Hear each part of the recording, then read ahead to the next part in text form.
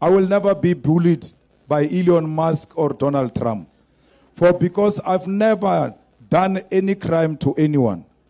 Of yesterday, I was in an auction in Rustenburg of Peter du Toit.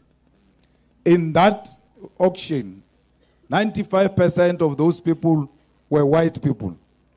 I sat with them from 11 o'clock until 6 in the evening, wanting to demonstrate to Elon Musk and Donald Trump that I'm with the people you are saying I want to kill. Why would I sit with these white people if I want to kill them?